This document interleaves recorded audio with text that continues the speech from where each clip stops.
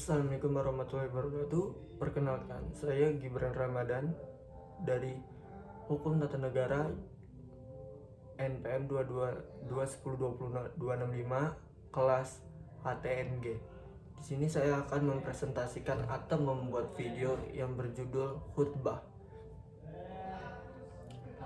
Kata khutbah berasal dari bahasa Arab khutbah yang memiliki arti pidato atau ceramah yang isinya mengenai keagamaan. Khutbah yang disyariatkan oleh Islam adalah khutbah Jumat, khutbah Idul Fitri, khutbah Idul Adha, khutbah pada sholat gerhana bulan dan gerhana matahari, khutbah pada sholat minta hujan, khutbah nikah, dan khutbah tatwakal wukuf di Arafah. Khutbah Jumat itu sendiri yang berupa pidato atau ceramah yang wajib dilaksanakan oleh seseorang khatib sebelum sholat Jumat dimulai, yang bertujuan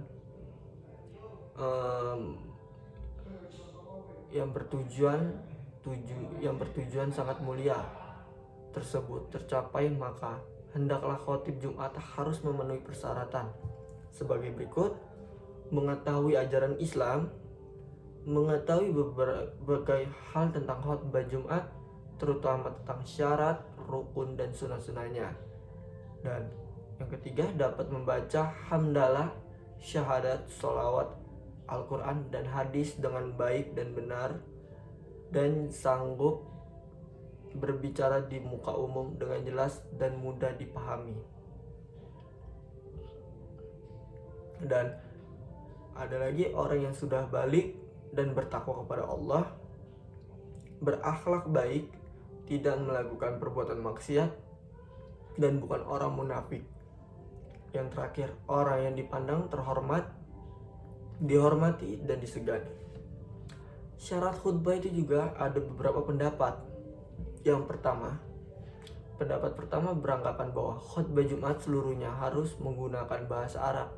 Tidak boleh menggunakan bahasa selain bahasa Arab, walaupun hanya berupa penjelasan dari khutbah Jumat tersebut. Hal ini dikarenakan Rasulullah SAW dan para sahabat senantiasa menggunakan bahasa Arab dalam menyampaikan khutbahnya dan tidak pernah menggunakan bahasa lain selain bahasa Arab. Dan yang pendapat kedua menegaskan bahwa khutbah Jumat rukun-rukunnya tetap menggunakan bahasa Arab.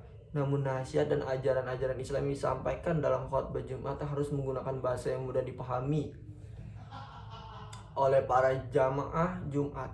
Hal ini dikarenakan untuk memelihara dan meningkatkan ketakwaan pada Allah Subhanahu wa taala, serta untuk membuat para jamaah mendengar dan sebaik-baiknya agar dapat nasihat-nasihat yang disampaikan dapat dilaksanakan dalam kehidupan sehari-hari.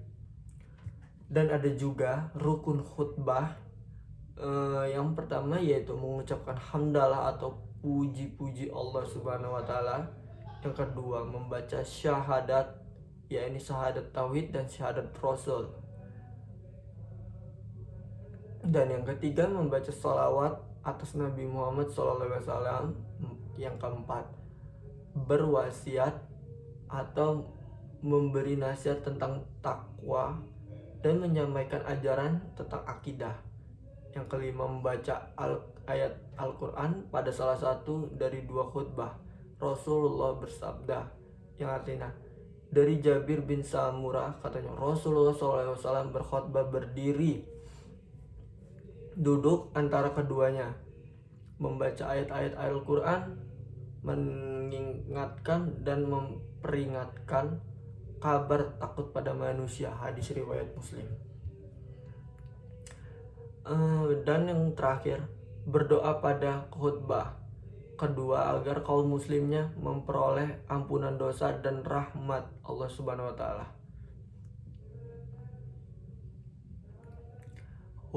Yang terus ada juga kita pada sholat Jumat itu dapat mendengarkan khutbah.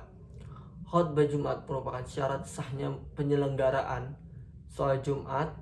Oleh karena itu, haruslah para khatib melaksanakannya dengan sebaik-baiknya, terpenuhi syarat-syaratnya, rukun-rukunnya, dan sunah-sunahnya. Ketika khotib Jumat menyampaikan khutbahnya, jamaah Jumat wajib mendengarkan sebaik-baiknya. Jangan sampai ada di antara jamaah ada yang berbicara, bercanda, mengantuk, dan membuat keributan. Hal ini dikarenakan kesempurnaan sholat Jumat akan berkurang atau pahalanya akan berkurang. Dalam hal ini Rasulullah SAW bersabda, barang siapa yang berbicara pada hari Jumat di waktu imam berkhutbah, maka ia seperti kedelai yang memikul kitab. Sedangkan yang mengingatkan orang itu dengan diam, maka tidak sempurna Jumatnya. Hadis riwayat Ahmad. Jika ada seseorang dari jamaah Jumat yang berbicara, yang berhak menegur hanyalah khotib Jumat. Karena jika yang lain diberi hak untuk menegur, dikhawatirkan suasana akan bertambah ribut dan jelas si penegur akan kehilangan konsentrasi dalam mendengarkan khutbah. Khutbah itu juga yang pertama, pemimpin agama sering mengangkat isu-isu keagamaan, etika atau sosial yang relevan dan situasi kondisi masyarakat saat itu. Penggunaan teks suci Islam memberikan landasan spiritual bagi jemaah, menciptakan ruang refleksi dan introspeksi. Khutbah kedua yaitu memungkinkan imam memberikan arahan konkret dan solusi praktis untuk menghadapi tantangan sehari-hari. Selain itu juga, khutbah juga sebagai medium penyampaian ajaran agama Islam. Khutbah juga berfungsi sebagai alat untuk membangun kesadaran manusia dan persatuan di antara umat muslim. Pemilihan bahasa yang jelas, pesan yang positif, dan keteladanan dari pemimpin agama menjadi kunci dalam membentuk persepsi kolektif terkait dengan nilai-nilai Islam. Oleh karena itu, tidak hanya menjadi momen keagamaan, tetapi juga memainkan peran kunci dalam membentuk pemahaman dan pandangan masyarakat muslim terhadap berbagai aspek kehidupan. Mungkin itu saja yang bisa saya presentasikan atau saya bisa mempresentasikan lewat video ini. Saya akhiri, jika saya ada salah dalam perkataan apapun saya mohon maaf. Saya akhiri, wabillahi taufiq walhidayah. Wassalamualaikum warahmatullahi wabarakatuh.